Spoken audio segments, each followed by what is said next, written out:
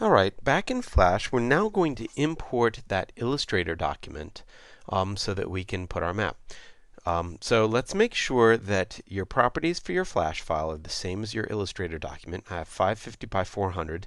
If yours is 500 by 400, then just make sure that you click on Edit and change your Flash document to be the same size. So I'll go to File, Import, and I'm going to import to Stage. And let's find that TrailMap version 2 sample, Illustrator file. Click on Open. And you'll see that it comes up with this particular Import Options dialog box. Now, I could go ahead and change different things here, but I don't really want to get it into a discussion right now. I'm pretty much just going to go ahead and import this exactly like it is. Import everything as Flash layers, place objects back at original position, and click OK.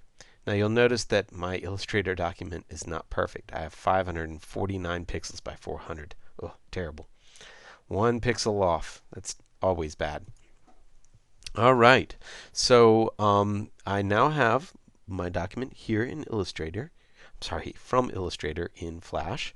And you'll see that I have my background layer from Illustrator and my elements layer from Illustrator.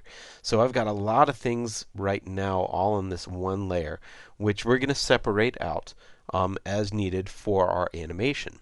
So before we go on, though, it's a great idea for us to save this document. So let's do File, Save As, and I'm going to save mine as TrailMap.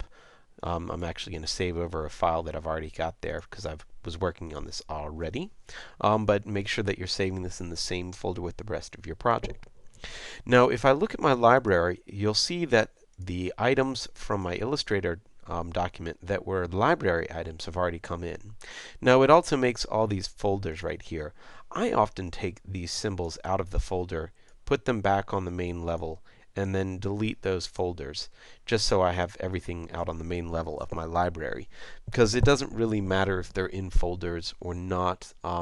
As you get a lot of symbols, it's good to have folders to separate things out, but inside the Flash file it's a little bit cleaner when everything's accessible on your library. So let's go ahead and do that. You'll notice that I have a library item for the hiker, for the key object, for the map key. Now we're going to need to make some symbols of some other things that we want to animate. So we need to separate things that we're going to animate on their own layers. So here's how we can do this. I'm going to select the title and this text right here. I'm going to select both of those by holding down the Shift key when I click on the two. And I'm going to do Control X.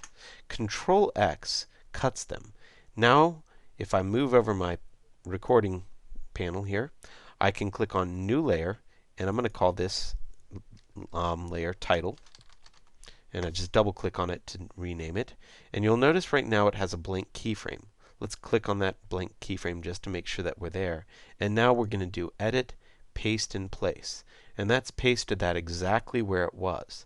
The last thing that I need to do before I do any sort of animation with this is make sure that everything that's going to animate is a single symbol.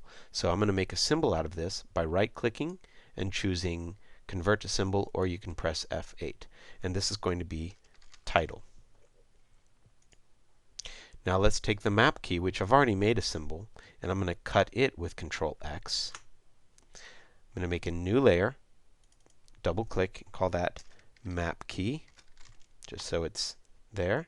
And now I can click on that layer, or I don't really have to click on the keyframe, but I can just do Control-Shift-V and paste it right back where it was. We have to do it with the hiker as well. Control-X,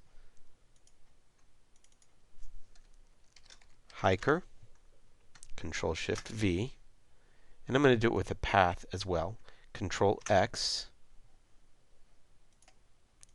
and path, Control-Shift-V. So let's see, we have our hiker, and he's above the path. We have our map key, we have our title. So we have basically all the elements separated on separate layers, and we've got our background, which is a lot of different things.